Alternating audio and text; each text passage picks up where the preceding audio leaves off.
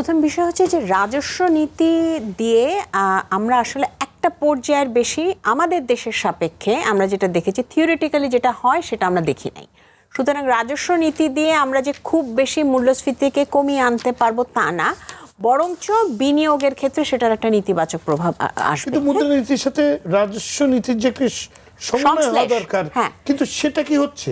সংশ্লেষের যে জায়গাটা আসলে তিনটা আমাদের মূল্যস্ফীতির মধ্যে রাজস্ব নীতি, মুদ্রানীতি, বাজার ব্যবস্থাপনা, এই তিনটির একটা সঠিক সমন্বয় দরকার আছে। এবং এই তিনটির সঠিক সমন্বয়ের পাশাপাশি আমাদের আরেকটা জিনিস চিন্তা করতে হবে, সেটা হচ্ছে মূল্যস্ফীতিটা হচ্ছে কোথা থেকে।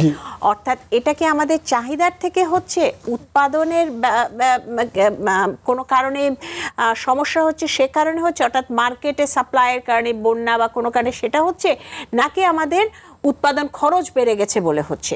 তো ওই জায়গাগুলোকে চিন্তা করে অ্যাড্রেস করাটা জরুরি। তো এই জায়গাটাতে আমি যেটা বলতে চাইছি যে মুদ্রানীতি একটা পর্যায়ে মুদ্রানীতিটাকে দিয়ে আমি কতটা সংকোচনমূলক মুদ্রানীতিটা করব সেটা কিন্তু, সেটা যেহেতু একটা কস্ট আছে কারণ আমাদের বিনিয়োগের ক্ষেত্রে, সুতরাং সেটার কিন্তু একটা লিমিট আছে। হ্যাঁ, এর বেশি আমরা যেতে পারবো না।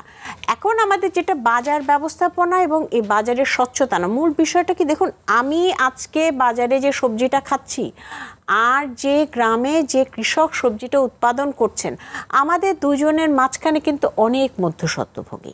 এখন এই জায়গাটা আমরা যত কমিয়ে আনতে পারবো এবং যত স্মুথ করতে পারবো, তত কিন্তু সাধারণ মানুষ, আমি যে টাকাটা, আমি ভোক্তা যে টাকাটা দিব, সেটা আমার দরিদ্র কৃষকের হাতে সে টাকাটা পৌঁছাবে।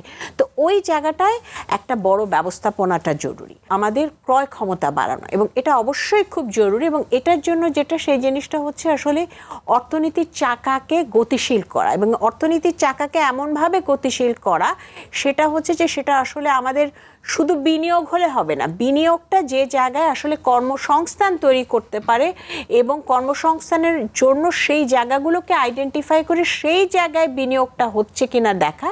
এবং এই জায়গাটাতে আমি বলবো যে একটা তো হচ্ছে বৃহৎ শিল্পের জায়গা আছে, আরেকটা হচ্ছে ক্ষুদ্র কুটির শিল্পের একটা অপার সম্ভাবনার জায়গা আছে, যেটা আসলে আমাদের গ্রামীণ অর্থনীতিকে চাঙ্গা করতে পারে এবং গ্রামের সাধারণ মানুষের কাছে কিছু অর্থের সঞ্চয় করতে পারে। সেই জায়গাটার দিকে নজর দেওয়া উচিত এবং পলিসিগুলো সেই কেন্দ্রিক হওয়া উচিত। অর্থাৎ আমাদের প্রবৃদ্ধি এবং আমাদের আয় বাড়ার জায়গাটা হওয়া উচিত যে জায়গা থেকে সাধারণ মানুষ আসলে উপকৃত হয়।